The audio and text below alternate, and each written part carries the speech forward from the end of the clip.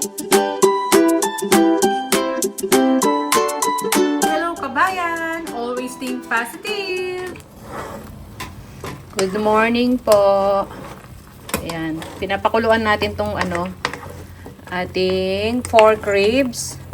Igigisa natin sa kamatis. Luluto tayong kinamatisang pork ribs. Ayan, ganyan muna yung ginagawa ko. Inaalis ko muna yung mga yung dumi, yung dugo-dugo. Pinapakulo ko ng konti and then itatapon natin yung tubig. Tapos saka tayo magigisa. Doon pa lang natin siya talaga iluluto. Ayan. So meron pa siyang dugo-dugo. Hayaan lang natin siya. Tapos ito pala yung sangkap na nahiwa ko na. Ayan, kamatis, sibuyas siya bawang lang. So yan. Tapos ito yung lalagay natin, yung ating cabbage na nabili. Tsaka dalawang sili lang. So yun lang. Tapos gamit tayo ng patis, tsaka konting asin, tsaka paminta. So maganda kasi yung ngayon, weather, makulimlim. Buti naman. At medyo hindi masyadong mainit. Kaya makakapagluto tayo ng may sahog na kamatis. Ayan, para hindi agad masira.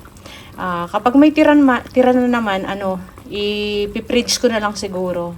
So yan, pinapakulong ko pa ng konti para maalis yung dugo-dugo. So yan, mamayang hapon, second session ko na pala sa sa ating anong tawag dito? Physiotherapy. Ayan. Mapipisyo tayo mamayang hapon, alas 4. So, second session ko na. Ayan, tingnan nyo. Makulimlim ngayon. Ayan. Makikita nyo ba? Hindi masyadong mainit. So, balik ako na lang kayo uli mamaya.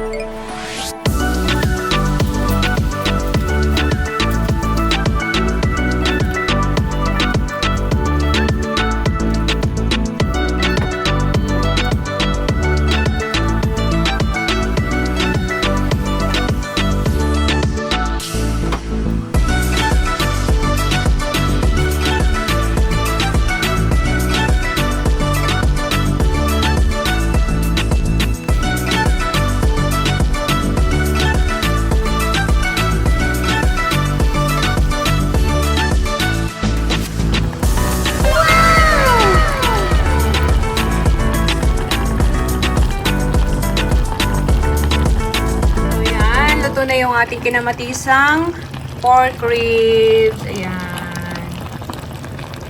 Sarap yan. So, patayin na natin kalan. Okay na yan. Luto na.